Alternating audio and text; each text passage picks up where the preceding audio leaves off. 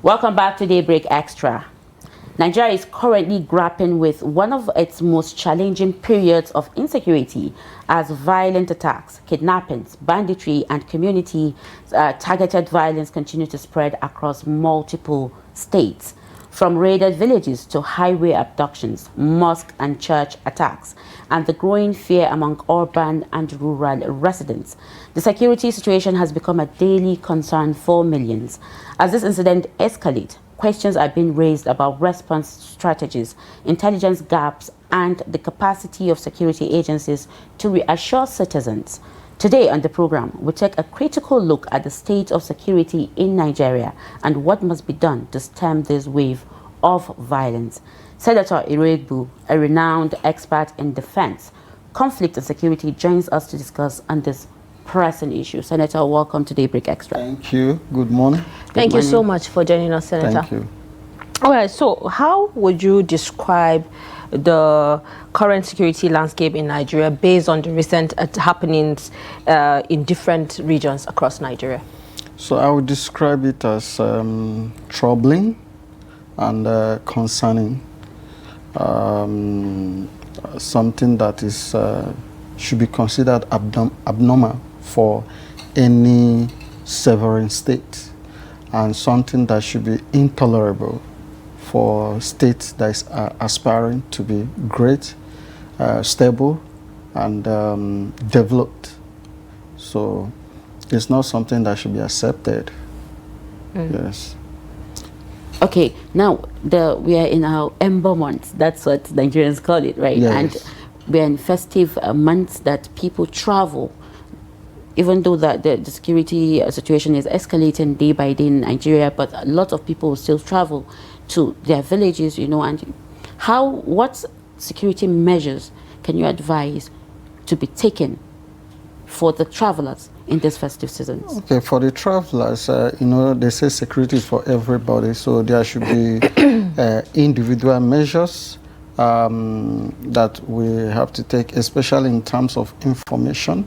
First of all, know the route you are going to. If you are taking through, if you can afford to fly, for now, that is the safest option. But you know that this option is not available for everybody. In fact, for majority of Nigeria, it's not available for majority of Nigeria. Then if you can't afford to fly, you also check the safest route to follow. There was recently we were discussing about the incessant kidnapping in some places in Kogi State, and it was noted that there are certain areas that was notorious for that kidnapping incident, and there is certain route that drivers will follow and fall victim to this. So people should try and take note of all these areas and always inform your relatives about your movement, you know, going so. That's for the individual. Then on the state level, I know that they always heighten beefing up of security around this period by police and intelligence agencies. Then for the community, I know a lot of community and towns have formed self-defense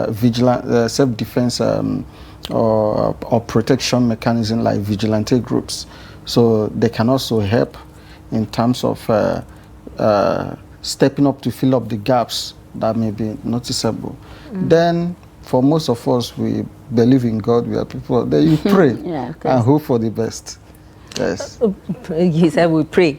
But we have seen that a lot of times people are saying prayers doesn't work. People have to stand up to, you know, fight for themselves. I mean, I remember the outgoing CDS saying that Nigerians should learn combating mechanisms to protect themselves. But then I would like to ask how, or should I say, how are our security agencies now adequately equipped enough to, you know, tackle or coordinated to respond to this level of threat that we are seeing? And where is the gap at this point? Okay, there are a lot of gaps. If they are capable potentially. But if they are equipped enough, it's never enough. Even those countries that you feel that, okay, they are the most powerful country, they keep on improving every day. They keep on adding to what they already have. Like when you mention US, Russia, China, all these countries, you find that every year they keep on improving their military, keep on improving what they have. You know, they will say, okay, they have the best of this. Next 2 years, they are bringing a more advanced version of that. So, let alone for us that are internally challenged security-wise. So what we have is never enough. But what I say in terms of capacity, our security agents be able to, you know, solve if they are given the. We've seen instances whereby if they are given order to perform, they perform. So another thing is political will, because sometimes they may have the capacity, but if they are not directed and given expressive order, because they have to also watch the body language of those who are directing them. Because if they cross the line, find out somebody is being sacked, somebody is being retired prematurely, somebody is being... So these are some of the mix. Then you've noticed that recently, with a tragic incident that happened recently, that still a lot of gaps technology-wise.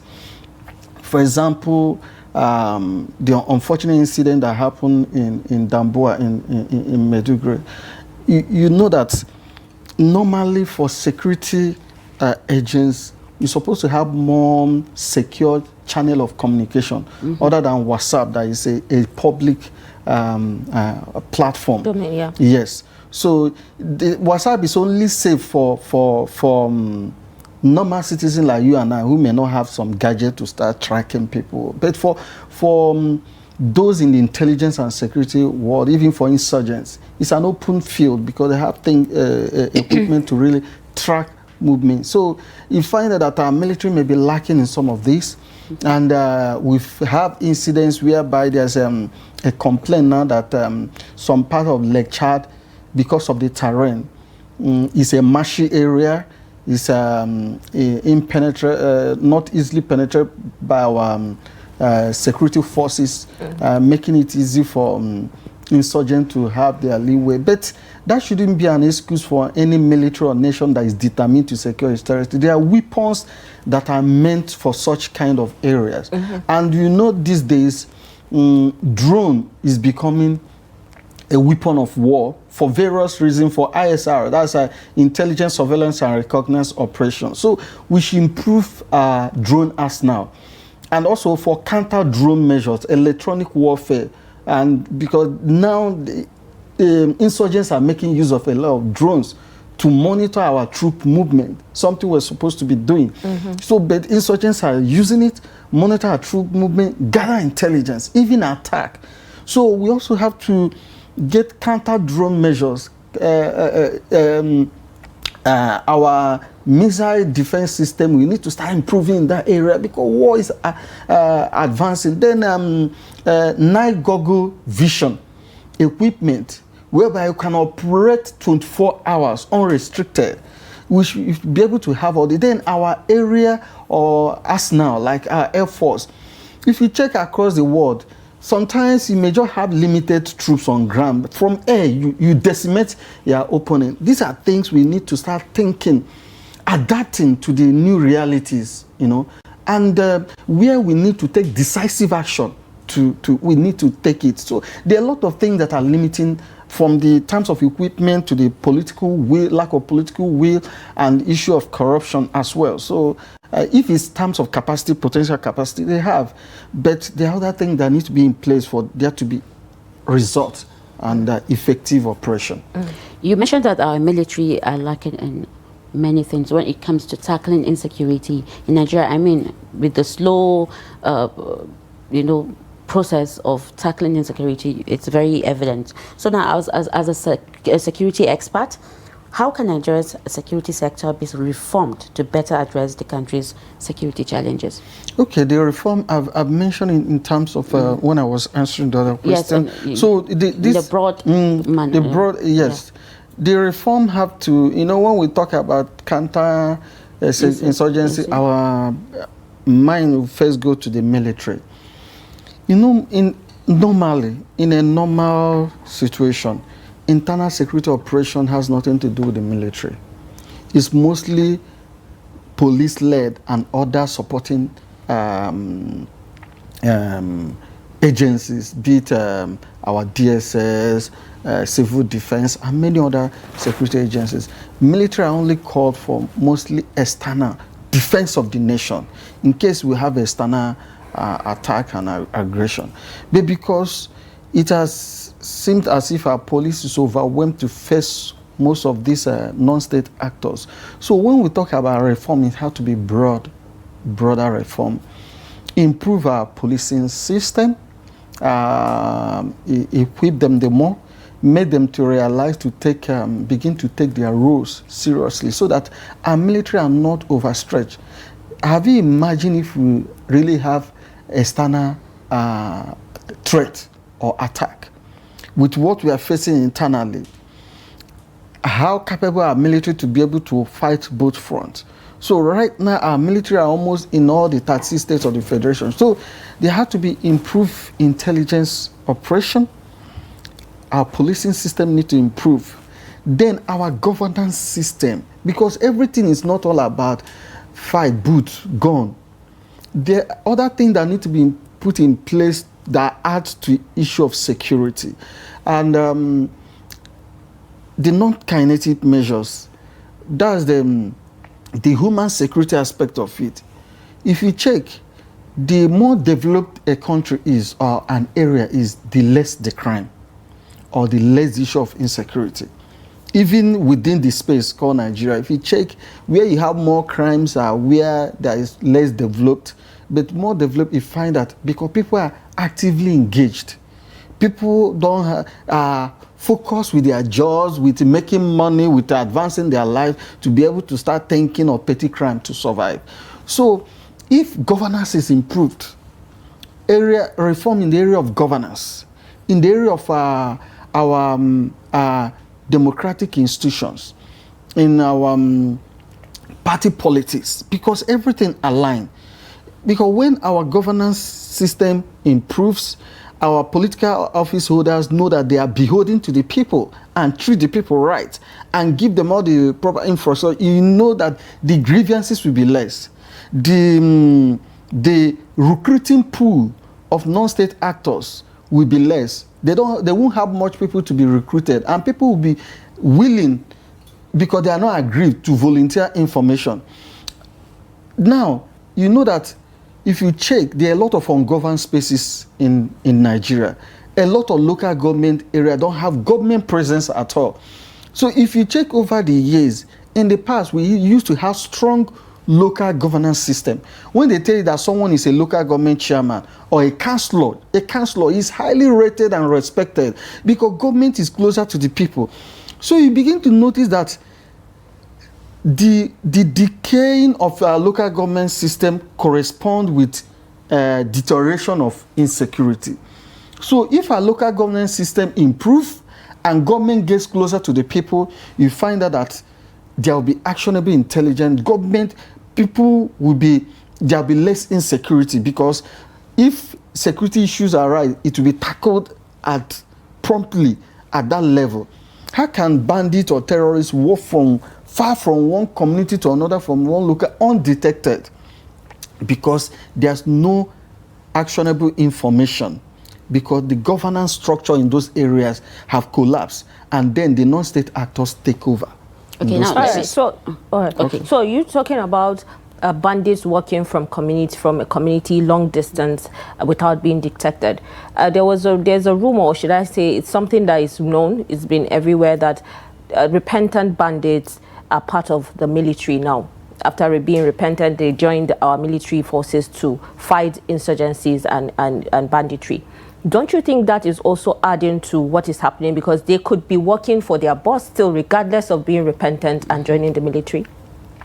Yes, that is very troubling. There have been a lot of talks about that. I cannot confirm if they joined the military, they rehabilitated, because military have not confirmed that, but they have not debunked that. So the rumor have been festering. But what I know is that most of them will be rehabilitated and they'll be sent back to the society. Where the danger is Few years ago, I happened to go to France to understudy their counter-terrorism measures. Something struck me. They say they don't believe in de-radicalization because you are not in somebody's mind to know. Somebody can tell you have repented. It's his word. You don't know what is in his heart. Because we are human, we have not developed technology to come and study human mind to know. So somebody, just like someone who is caught in a crime, you will first show as if so that you can escape. It doesn't mean once the condition is right for you to go back to that crime, you go back. And there have been fear that most of these people, they say they'll be rehabilitated. They go back to the society, get information, study the weak points, and feedback. So that is where the challenge is. So it's challenging. While I mean not I don't have the proper information to say, okay, they are absorbed into the security. That's our military proper. It may be other form of, but they are part of the society. There was a soldier that was interviewed, and he said even any Boko Haram repentant can even become a president of Nigeria. I know. Yes, I've seen that this thing. But the bottom line that these people have become part of the society, whether within this security sector or within the larger community, and there's nothing to really detect if they've really truly repented. And it provides us a challenging situation because they may truly be the eye and ears of those in the bush, providing more intelligence for them. And that's why I've called that since we started this Operation Safe Corridor, that surround this repentant Boko Haram, have we done. What I know is that once you set up a program, after 2 years or 4 years, you do a review, what we call post-mortem, to know this program we are doing, is it achieving the intended purpose? Is it achieving its result? What impact, positive impact? The positive, you weigh the positive versus the negative, and know whether the program should continue or should be reformed or rejiggled. But our own is that we set up a program or military operation, and we just continue. Budget will just be pouring in. Nobody cared to review it. Nobody cared to check whether it's actually serving its intended purpose. This is what we have not done over the years with regard to this issue. Now, so I'm challenging the government to review it and find out whether it's working actually for its intended purposes. Okay, now, do we, average Nigerians, me, you, her, have an obligation or a method like just to help out in tackling security? You know, we are powerless. You know, we always depend on the military, the security agencies. So do we have any obligations, or maybe rather something to like help out to tackle insecurity? Yes, definitely, absolutely. And in any secure society, in any advanced society, without citizens' input, there won't be success of any security operation. Even in any community, any place there's security operation, no matter how powerful that army or military or security agencies are, once the community within that don't have the buy-in, it will be hard. Except you want to kill everybody, it will be difficult. So check it. Even we are like when US went to Afghanistan, at a point they find out that Afghans prefer what they did was to negotiate and left. So now, but there's a caveat, because both had to work hand in hand. Both the security agencies and the community have to cooperate. So our role is here, because there's this slogan that was popularized: if you see something, say something. So information, even intelligence, come from the people, from the community. For example, I was even thinking that's where you are going to. During this last KB State kidnap, they said there was an intelligence.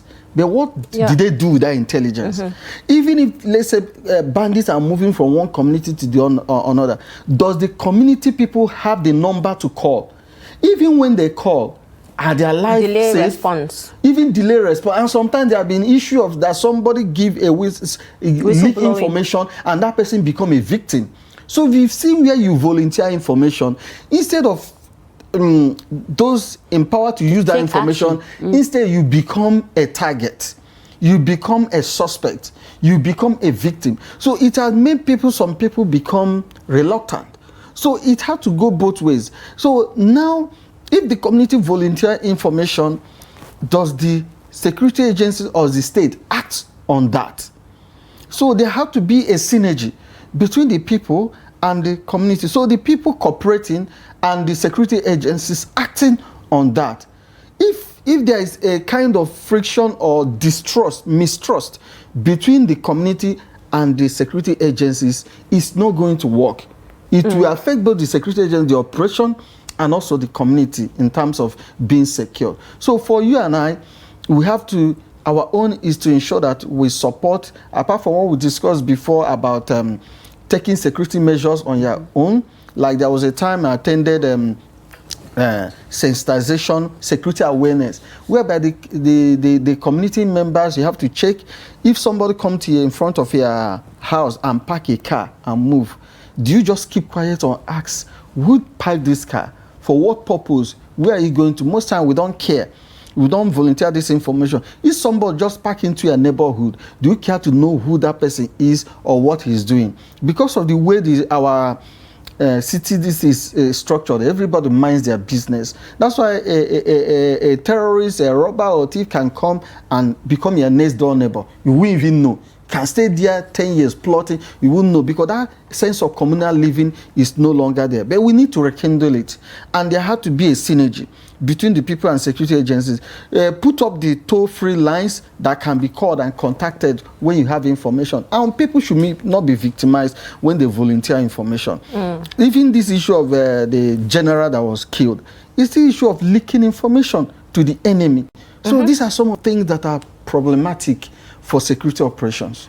I mean, for a long time now, the talks about state policing has been going on.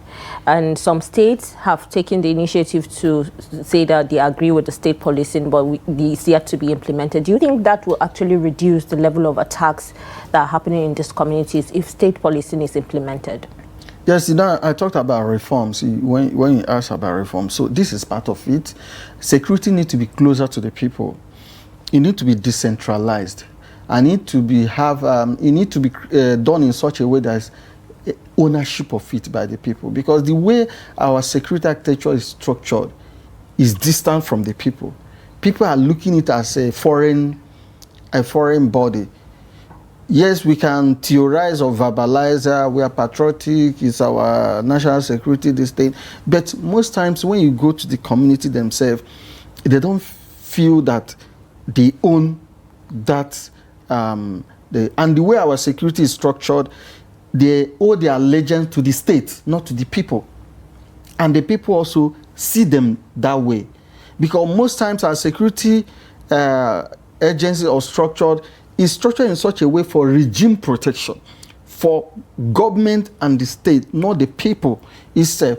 And we don't, because we inherited it from our colonial masters, where the loyalty is to the queen and to the colonialist. So all they do is to make sure that the people they are ruling, their subjects, are obedient to what the majesty requires. Not for the interest of the people they are ruling, but to ensure that they are obedient enough for the government to function, for the interest of London in UK. So when they left, our elite who took over inherited this structure and operated like that in spirit and in intent. So we need to restructure in such a way that our security architecture know that their loyalty and allegiance is to the people, that the protection of the people is the first and foremost. Because if you don't have a people, what's the sense of the state where you don't have people you are leading? Or when you are saying you're a government and people you are leading are being slaughtered every day, what's the sense of governance? Because the sense of governance, the number one role is the protection and well-being of the people. But they don't see it that way. They see that the winning the next election, making sure that their power is protected. Because you see, most of the times our leader, they are scheming is how I will be able to stay in power, how I'll be able to win the next election, who comes into my party, who doesn't come into my party, so they are preoccupied with this, that governance is left. So community policing state policing, though there have been a lot of misgivings that it may be abused by the governors, it may be abused by the local government chairman, if it's such a... But let us try it out first. Because the one we have now is not serving the purpose. So let's try a new system and check. If it doesn't work, we look for... one thing that is constant is change. We can't remain static. If that staticism is not serving our purpose, so we can, and again, we are the only federal system of government that is operating a unitary policing and security architecture. If we check other federal structured government across the world, be it from Germany to US to India, you find out that their policing system is decentralized in such a way that the ownership goes down to the even to the community level. Yeah. Even the UK that is in theory a unitary system of government is decentralized. Their policing system is decentralized. Scotland have their own policing. Wales have their own police. England have their... Even within England, you have London Metropolitan Police. They operate independently and semi-autonomously. So we should begin to look at that. Other fears that people raise, we can find a way to mitigate it and still monitor it. But I believe I'm a proponent of state and community policing. Okay.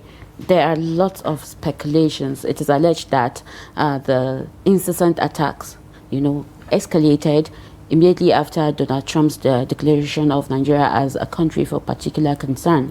So lots of people actually think there is more to this. So from your viewpoint as a security expert, what do you think about this?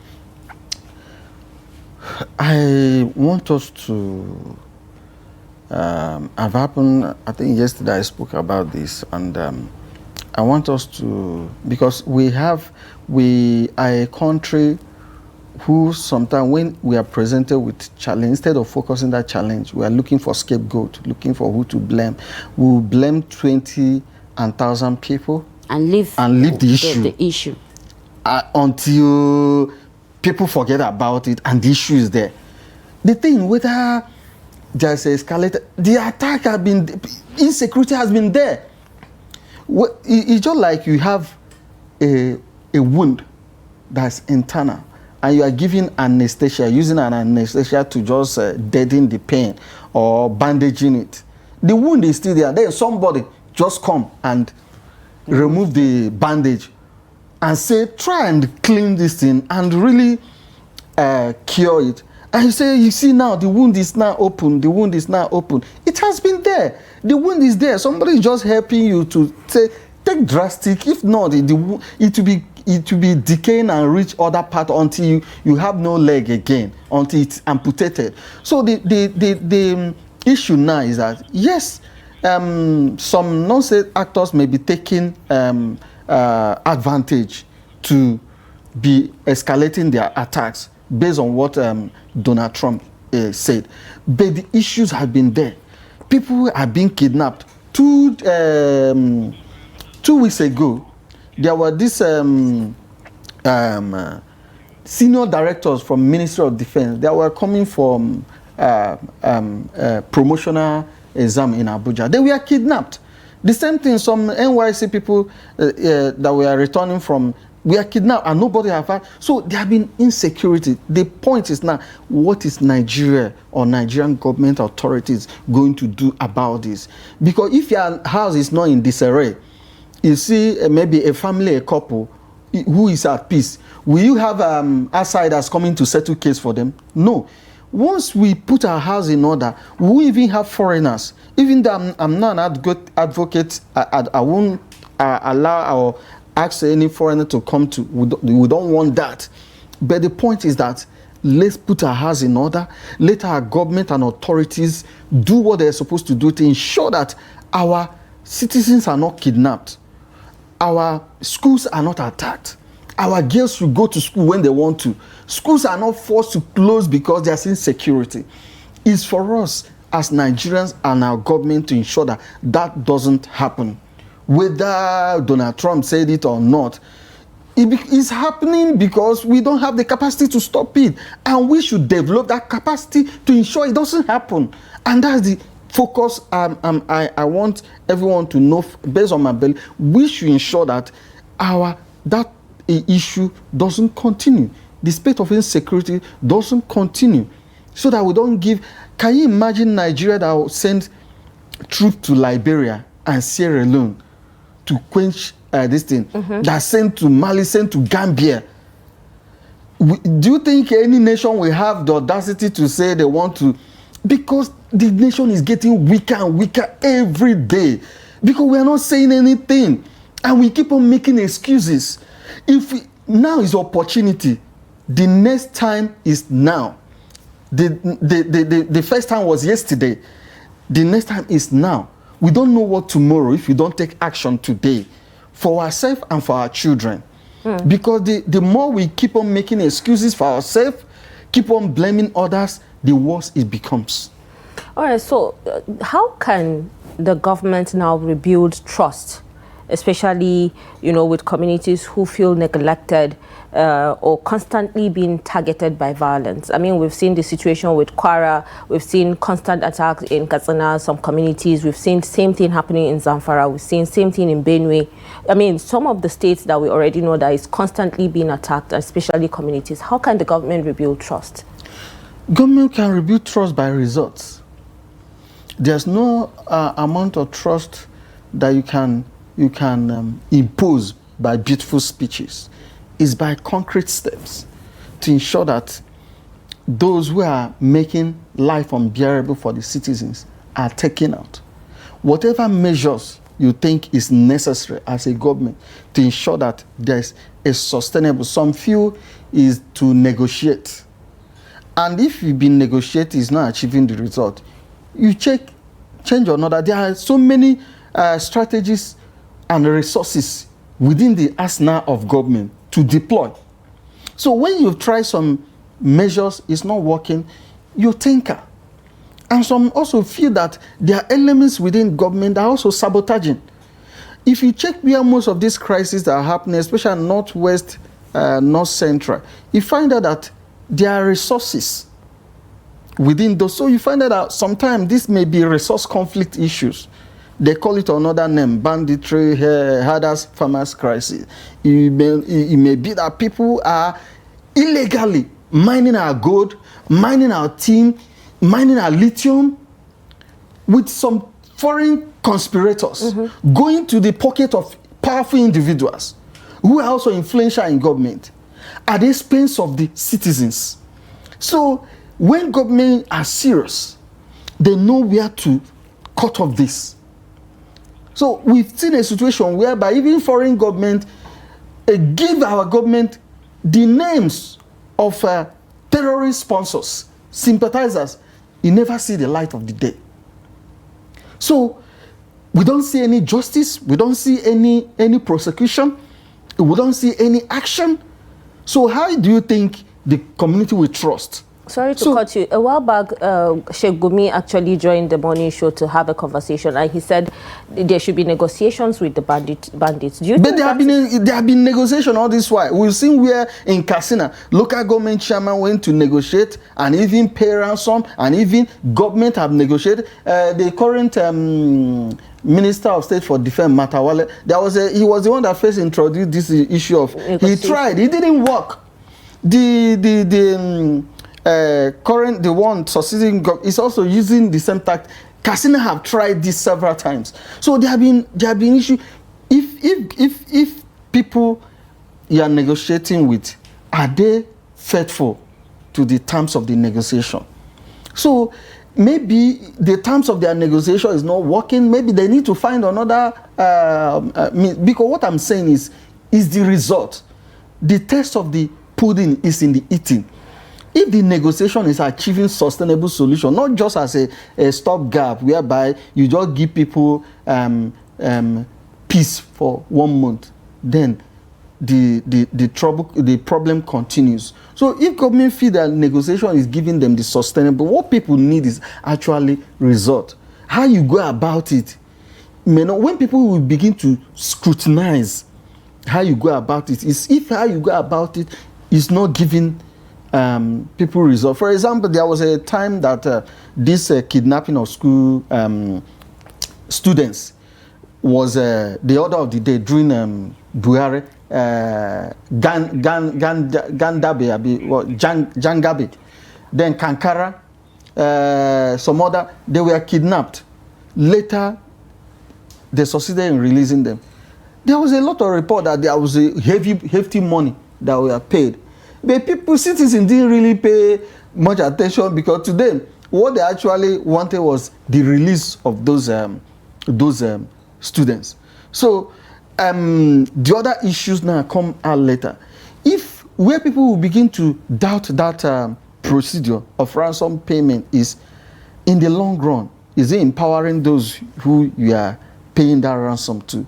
Will it empower them to go and kidnap more people tomorrow? That's where the issue will come to play. And so, okay, this measure you are taking, it may provide temporary relief, but in the long run, it may not give us the permanent solution we are looking at. All right. Yeah.